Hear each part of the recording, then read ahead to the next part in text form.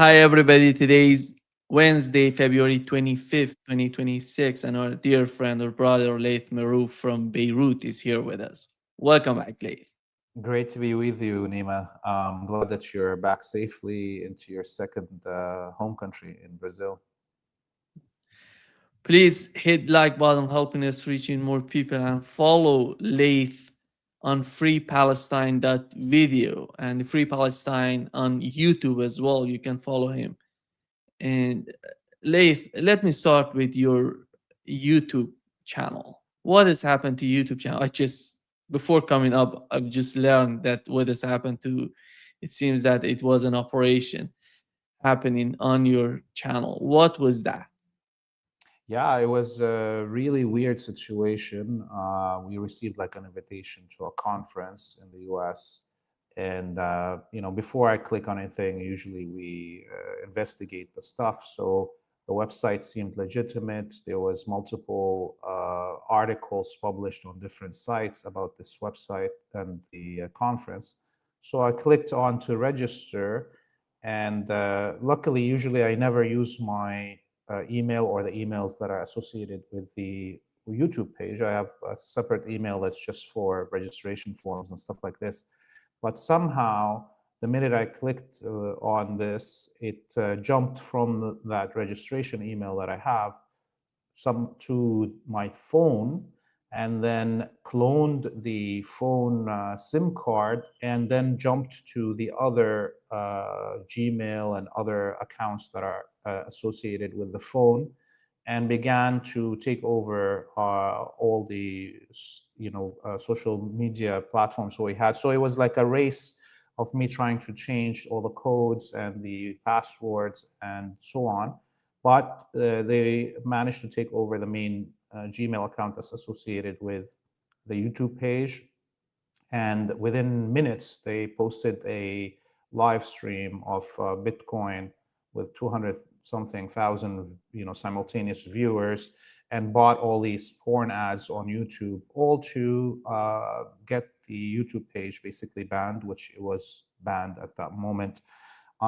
It took us around 13 days to get all our accounts back.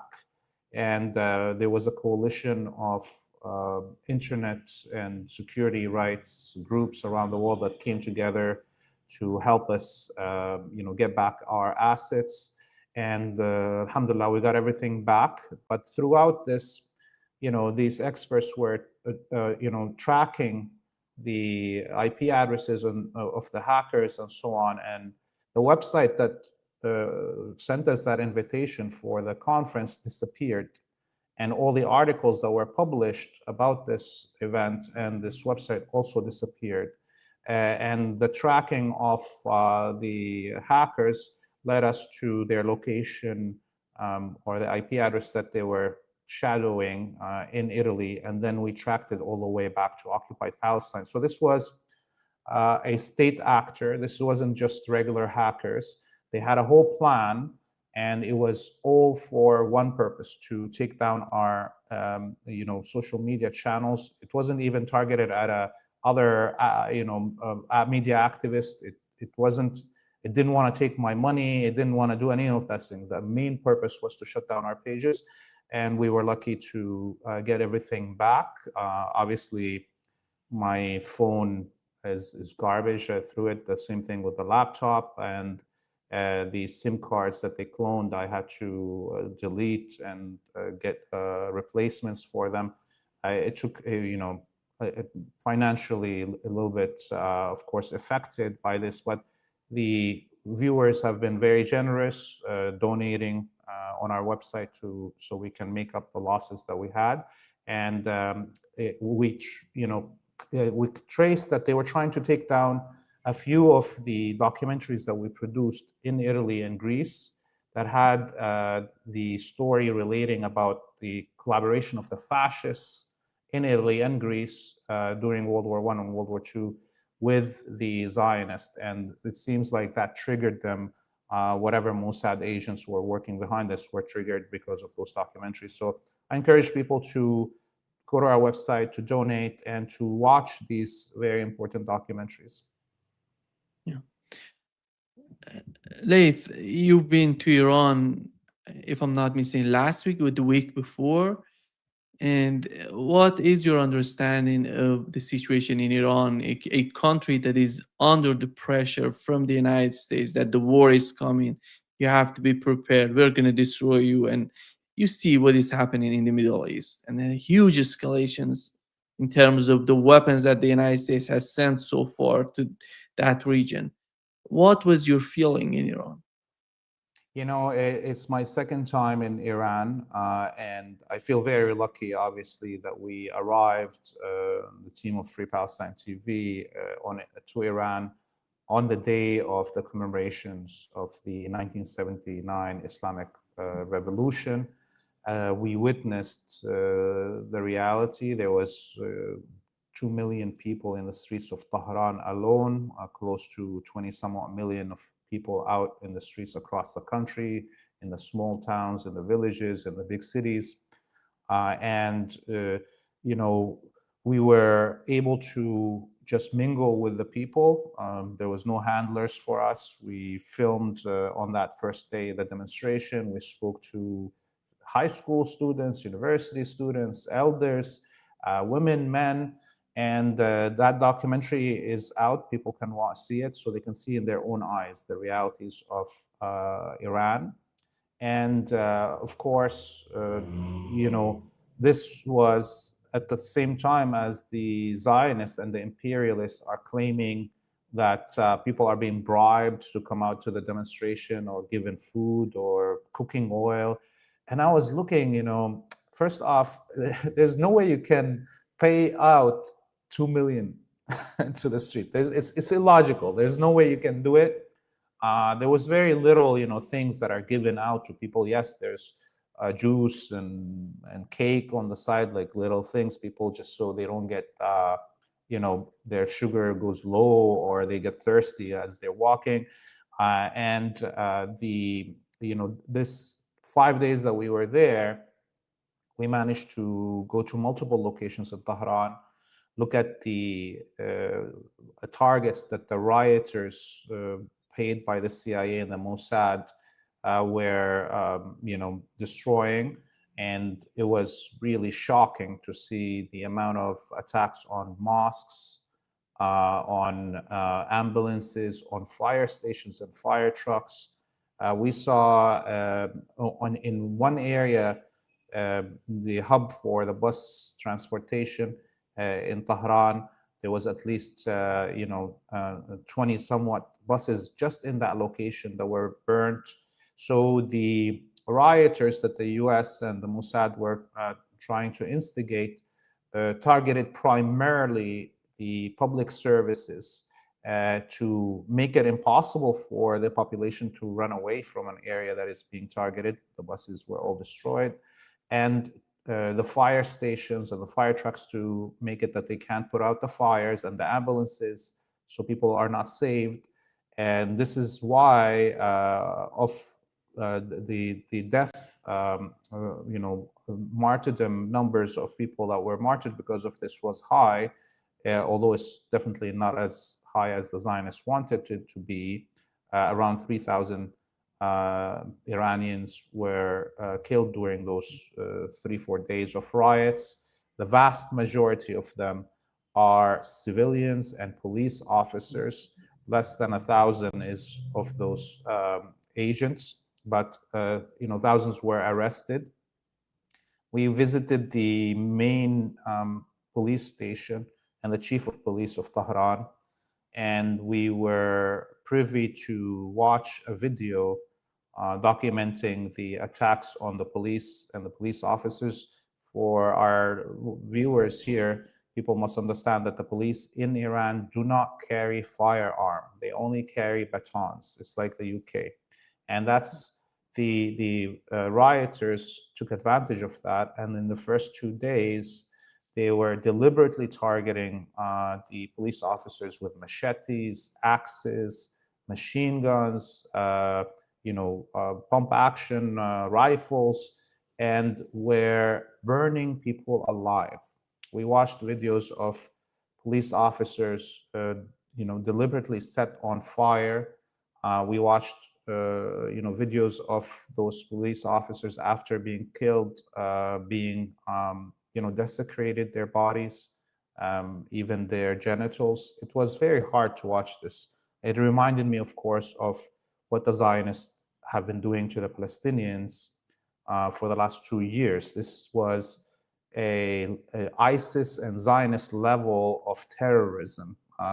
Very shocking stuff. And I'm sure the families of these police officers will never forgive this. And this happened also, of course, to citizens, civilians that were in the wrong place at the wrong time. They were also having to deal with this terrorism. Over 200 mosques and churches around Iran were set on fire. Can you imagine one synagogue being set on fire in Canada or the US? How would the response be of the government?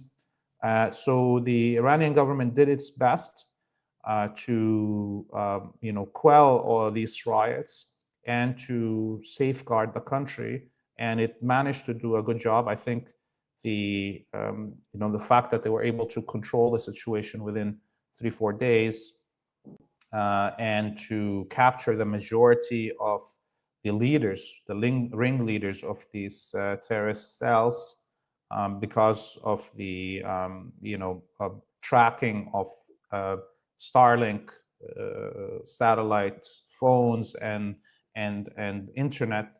I think if people want to understand really what happened in Iran and how the Iranian people support their own government, watch the content that we're producing. Multiple of those documentaries already are out. There's 3 more documentaries that are coming. Inshallah, we'll do a good job in educating people in the realities on Iran. Yeah. Laith,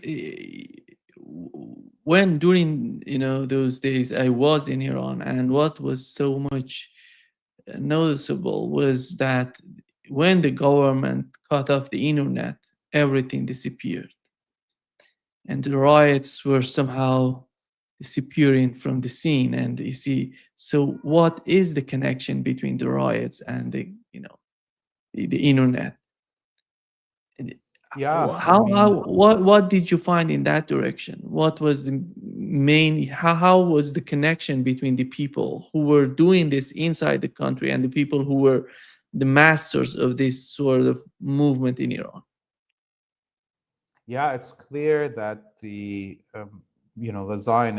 whole Zionist empire, the Epstein class, have full control of the internet and social media platforms.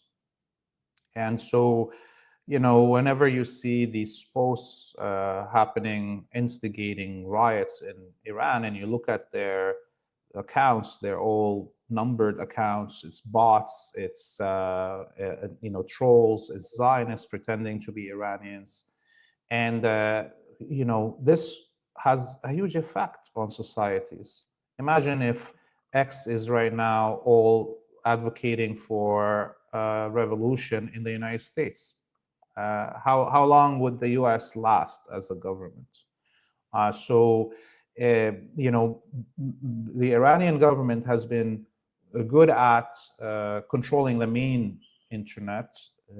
It's very hard to access social media in Iran. That's a smart thing. I know some people think that's freedom of speech and what have you. No, no, no, no, no.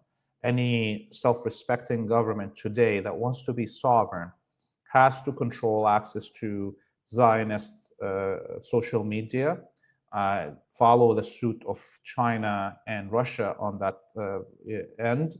Iran hasn't yet created its own social media platforms to allow discussions within the country, but they are moving towards that. And there is a lot of amazing, smart engineers and coders in Iran that are working on that, and hopefully they can, deliver on that soon.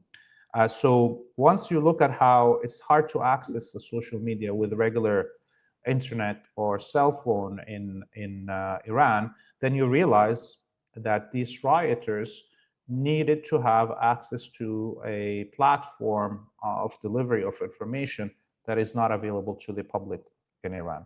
And that's when very fast the Iranian government realized, okay, let's shut down the main internet access to the country, and that allowed the Iranian security system to kind of sweep for broadcasting signals coming out from the ground, and then they very fast targeted the locations where the satellite phones and the Starlink satellites were distributed.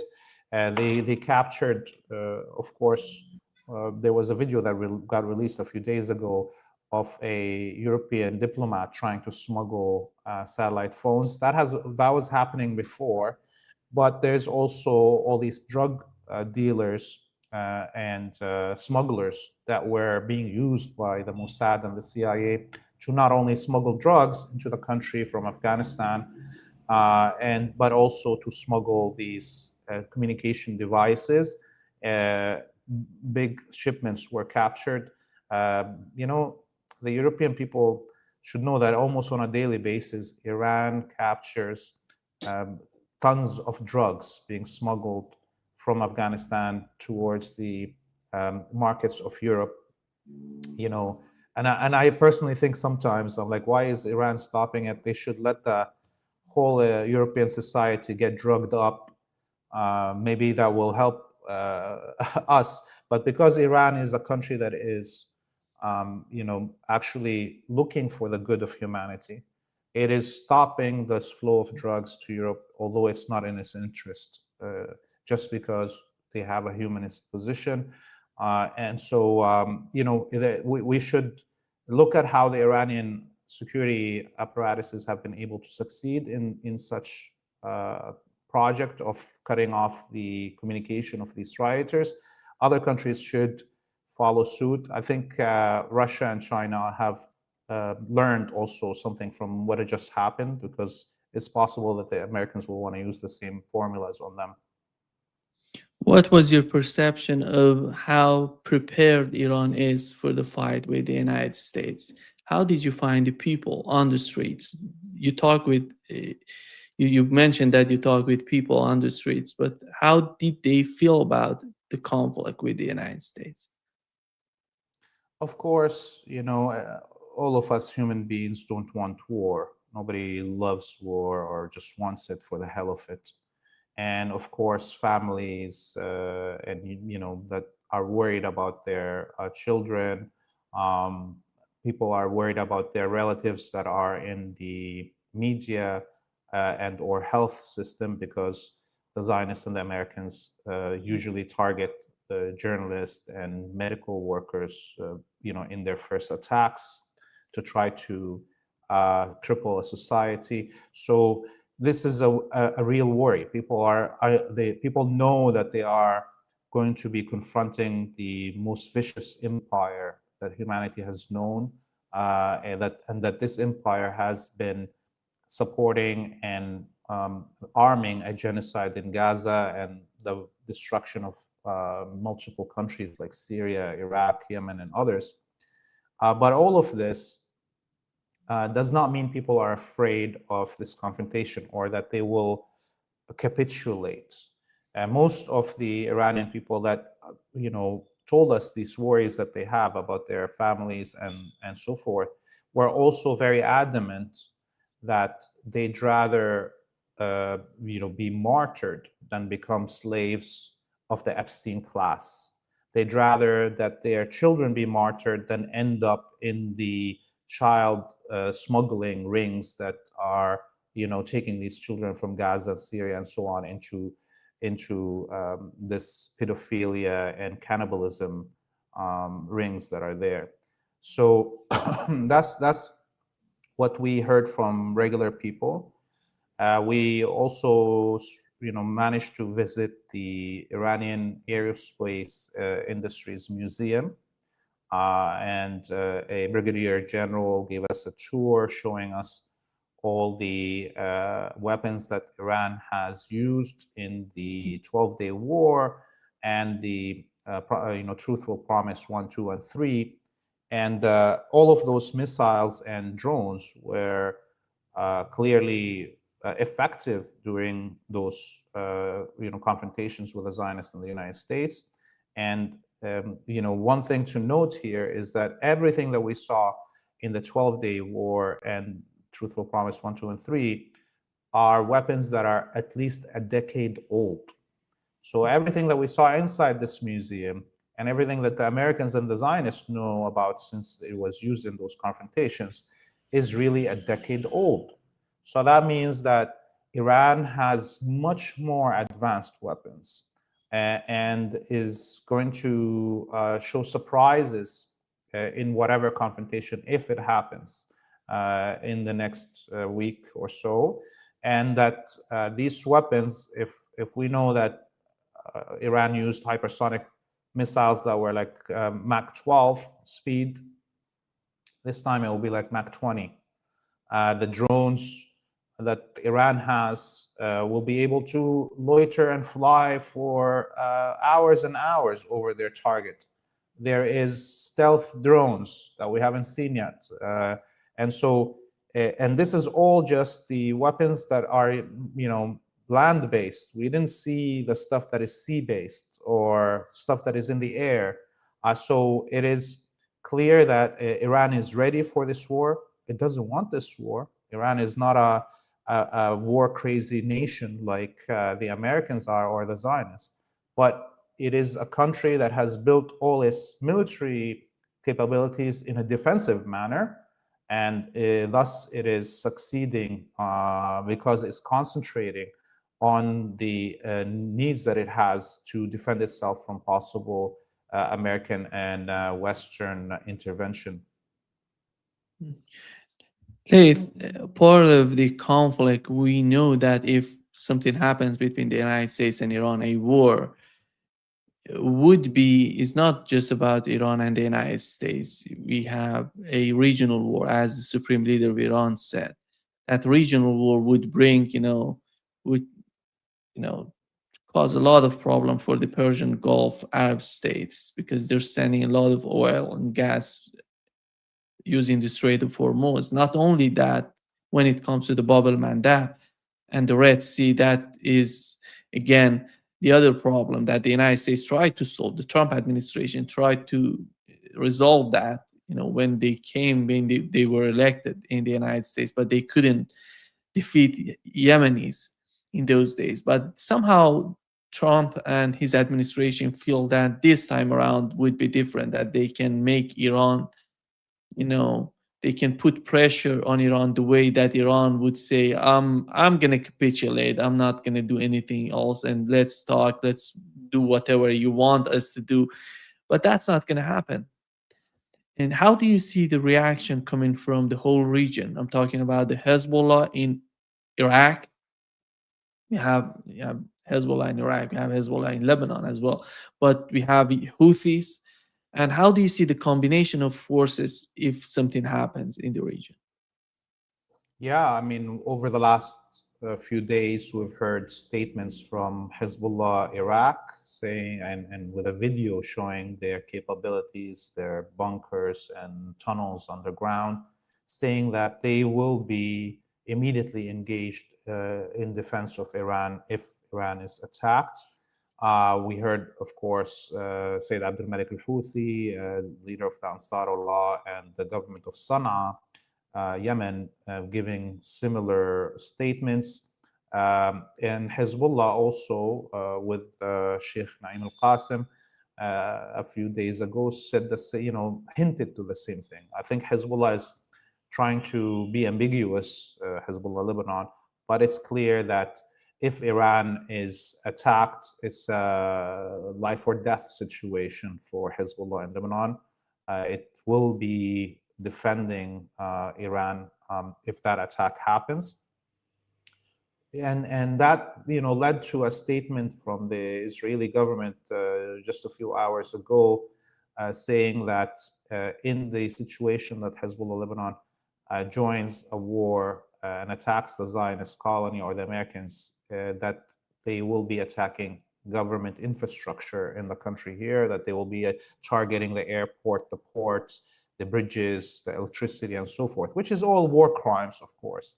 And it's also just I think, an empty threat from the Zionists, because throughout the 2 years of war, the Zionists didn't target any of these government infrastructure because they want to keep the collaborationist government here in Lebanon safe, and not let the majority of the population flip against this government. So I think it's a lot of empty threats from the Zionists.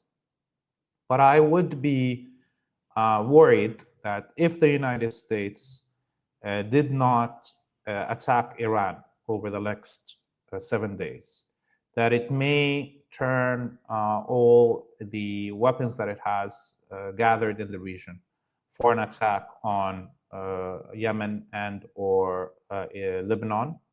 And this may sound like it's alarmist to say this, but it's clear that there is a half a mutiny in the American military against Trump's decision to attack Iran.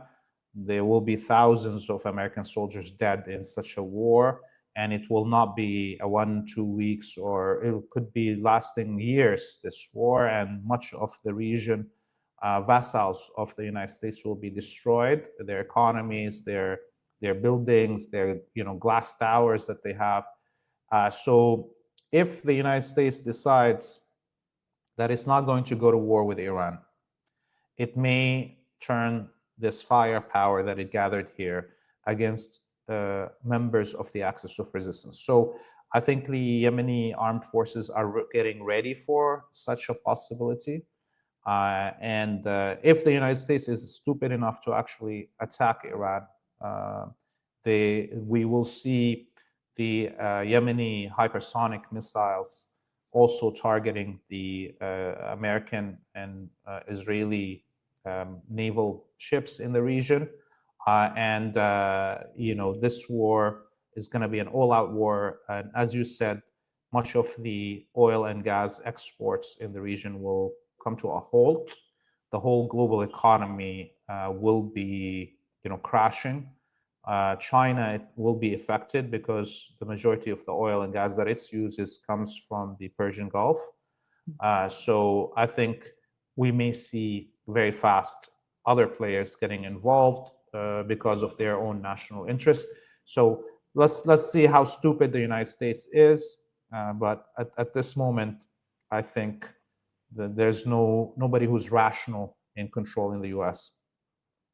Do you think that Israel somehow feels that if something happens, they can stay out of the conflict, or they can be at the margins of the conflict?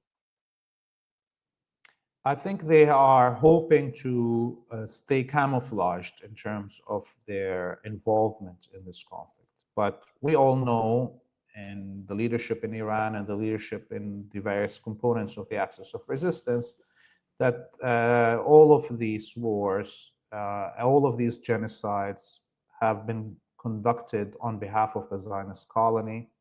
And therefore, I think they, just like how the Iranian leadership said, no country in the region here that will have its airspace or land being used to attack Iran will be left alone, that everybody will be targeted.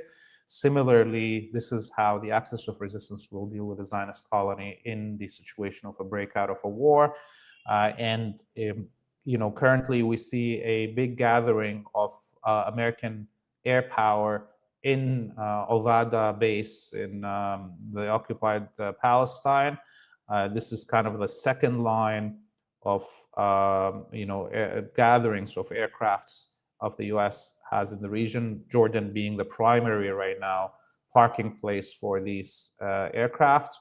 And I think the United States believes that the Zionist colony will come under attack in such a war. And this is why not only did the U.S. move all its command from Bahrain, Qatar, and Saudi, they didn't move them to the Zionist colony. They moved them all the way to the island of Crete, the Soda base, the largest NATO base in the Eastern Mediterranean. This is now where the command center of any operations is located.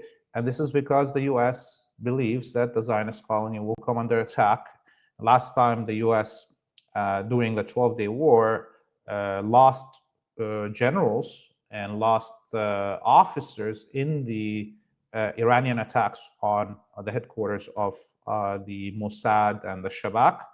And they didn't declare the names of those people, but we know that the US lost in the command center that was targeted by Iranian hypersonic missiles, lost officers there. So the US is not going to risk its officers again being stationed in the Zionist colony in a situation of a war. And yeah, this will be a regional war. And if Iran decides to target the command centers of the United States in Soda base, this will be the first time that European territory will be included in such war. And I think it needs to happen, honestly. If there is a war on Iran, Iran needs to hit Soda base in Crete, and it needs to hit the British bases in Cyprus. The vassal regimes in Cyprus and Greece must be made to pay a price for their involvement in all these genocides. I think that could happen, and in fact, if they, not only that, how do you see the situation with Jordan in the Middle East, in the West Asia, and how would the war, if the war escalates and becomes a regional war, would influence Jordan and the leadership in Jordan? Yeah, the king of Jordan, the puppet king, made a statement earlier also in the day, claiming that they will not allow anyone to use their airspace or disrupt them. He didn't mention the fact that basically the Americans are going to be launching a war from Jordanian territory. So it's a similar stupid statements that this king gave during the Truthful Promise 123 and the 12-day war, attacking Iran for firing missiles on top of Jordan that are going into the Zionist colony, while also allowing the Zionists to fly over Jordan to fire on Iran. So it's really ridiculous. And I think, the vast majority of the Jordanian public is very dismayed about what happened over the last 2 years, and the humiliation of the Jordanian public, a lot of them being of Palestinian origin, and the continued collaboration of their regime of the king with the Zionist and the imperialist. Definitely, Iran needs to make this regime pay a price for all these betrayals of the Arabic peoples and the Muslim peoples in the region. And I think it's about time, because Jordan right now, with the fall of Syria and the fall of Iraq before that, have now started thinking of themselves as bigger than they are. They need to be reminded about their true status and price, and in the equation of power in the region. This is a country that's really one city of Amman. The rest is like empty land that is desert. And it wouldn't exist if it wasn't for colonial border drawings. It would be just a suburb of Damascus. That's what it would be. And so Iran needs to target the American assets in Jordan, but also target Jordanian state infrastructure to give a chance to the Jordanian people to be able to rebel against this vassal. And I think the same thing should happen on the borders with Lebanon and occupied Palestine. The Iranian armed forces should be targeting the majority of Israeli bases on the border with Lebanon in order to open a path for Hezbollah and the Lebanese resistance to engage on the ground against the Zionist colony. This would be one of the most important, I think, tactical maneuvers that the Iranians could do, because it will throw everything up in the air, and it will, have the Zionists get really busy trying to protect their ground in the north of occupied Palestine. And we may, if that happens, within hours, I think the Israelis and the Americans would stop the whole war because they wouldn't want to risk having Hezbollah enter occupied Palestine. Tucker Carlson interviewed, the American ambassador to Israel, Mike Huckabee, and which was a somehow a revealing interview for those people who are not aware of what is happening in the Middle East.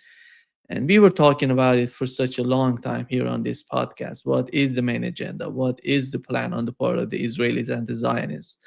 But here you hear it from the American ambassador, an official, saying that the whole Middle East can be captured, can be part of Israel, the greater Israel that they have in their mind. And we see the opposition leader in Israel yesterday came out saying that that's the whole plan. This is what we're going to do. What were the repercussions of that? It was, we see Saudi Arabia and UAE coming together. We know the tensions between the two, but they're coming together to condemn that. But do you see this condemnation? How do you see this condemnation on the part of Saudi Arabia and Arab states? Are they really getting to the point to understand what is at stake for them?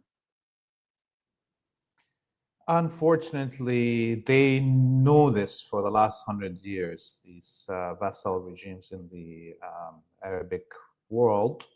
Look at what we just saw through the Epstein files. That Saudi princess talking to Epstein, telling him that the Saud family are actually Jews, that they're hiding their Judaism, they're pretending to be Muslim. This is in their own words. That these princes in the Emirates and Saudi and Qatar and so on are very deep in the Epstein files, even bringing their sisters, one of those princesses offering one of her sisters, a 13-year-old, to Epstein, or the desecration of the Kaaba with sending the kiswa, which is the outside cover of the Kaaba door, as well as the inside, covering of the Kaaba, and which, very few people in Islamic history had the, the honor to go inside the Kaaba or touch the inside of it. And Epstein used that as a carpet to step on. This is what these, quote unquote, royal families are in the Gulf, in the Arabic world. So the statements of condemnation that we just heard about the Greater Israel Project are just statements for public consumption, specifically to make the populations inside those countries not revolt. But now, the world, everything is revealed. You see, like when Jamal Abdel Nasser in the 1960s would say that these vassals in the Saudi Arabia and others are actually, collaborators with the Zionists, and or, the king of Jordan, or, the father of this king is having his wife being slept with by British generals, people were not believing those facts. But now it's coming out of the horse's mouth, the Zionist horse's mouth, from the Zionist archive of Epstein, telling us exactly that these princes are raped when they're kids, and then are taught to be rapists, pedophiles, when they're older. They're drugged and on alcohol, and that all their money is put in the hands of the Epsteins and the Kushners from a century ago, and they have no sovereignty even on how they're spending their money. So it's clear that these regimes will not care. The Saud family will not care if the Zionists come and occupy Mecca or Medina. They wouldn't care. They already were trying to turn Mecca into a casino. That tower that's, with the clock so high up over Mecca. In Islam, there's a hadith that says, end of time will come when shadows are cast on the Kaaba, because the Kaaba, there was nothing that cast a shadow on the Kaaba. Now there is. That cube city that he was trying to build, MBS, in the north of Arabia. I mean, that's a challenge to the Kaaba. He was trying to build a new house of God, of Satan, basically, on the border with occupied Palestine. So those are all clear indications that these regimes, these vassals, will do nothing to contest this. The only reason they made those statements is to placate their own population, who are getting really angry as they're watching this perversion being committed by their leaders, and that the only people that are defending Islam, and that's very important, by the way, there's a very famous Egyptian American actor, Omar Wakid, who tweeted a couple of days ago, and it's now set the whole region, set the whole Arabic Twitter sphere on fire. He tweeted that the only people that are defending Islam today are the Shia. Okay, and that these Sunni leaders are collaborating with the Zionists. He's a Sunni Egyptian famous actor, and his tweet, I think, shook all of the Gulf monarchs, and is now, a lot of people are discussing this issue of what does it mean to be Shia, what does it mean to be Sunni, what is the collaboration of these regimes, all of because of this tweet. And this is happening all around the Arabic world. There's no more ability of these regimes to control. It used to be that there is some opponents to them, like the Syrian government, the Libyan government, so forth, that they were playing a propaganda game, and the populace in Saudi or other places, because of their nationalist sentiments, they would say, okay, the Syrian government is lying, or the Libyan government is lying, or whatever it is, in its criticism of these regimes. Well, now there's no more opponent, and all the truth that is coming out from the master's mouth, from the American and Zionist mouth. So there's no way for these regimes to instigate nationalist feelings in their countries to defend themselves from the revelations that are coming out. Yeah. Laith, before wrapping up, how do you feel about the situation with Egypt, and how important is the role of Egypt in the whole? We know, if we were to mention one of the most important countries when it comes to Gaza, when it comes to the whole situation in the Middle East, is Egypt. And are they really getting to the point to play their important role in the whole calculation? Yeah, I mean, a lot of people were wondering how Amr Wakid was tweeting all of this, because usually anyone that criticizes the Gulf regimes in Egypt is risking their life, because the Egyptian state survives on handouts from the Gulf vassals. So there is right now a discussion about, is the Egyptian government truly feeling the worry about this Greater Israel project? Is the Egyptian government escaping the control of these Gulf regimes? Is there real anger within the Egyptian military and the Egyptian government that they don't care what these vassal Gulf countries are saying, or what they could do to harm the Egyptian economy? So maybe, I think there is a little bit of survivalist instinct kicking in Egypt. And that's only for one reason, because currently it seems like the Egyptian government doesn't have people in the Epstein files. The difference between the Egyptian government and these Gulf monarchs is that they were bred through the Epstein scheme, these Gulf countries. While the leadership in Egypt, even if we have a lot of criticisms, and I have a lot of criticisms for them, it seems like they were not involved in this child trafficking and child cannibalizing cult. So And Egypt, if it loses, according to this Greater Israel Project, if it loses Sina and the Sina Canal, its economy will collapse. And it's a huge country with 100 and some odd million people. There's no way the state of Egypt will survive a catastrophic situation like this. And the people of Egypt will eat their elite to survive. So it's not, Egypt is right now really worried about its survival because of this. And I think for the first time since the coming of Sisi into power, we see beginnings of a schism with the Gulf monarchs.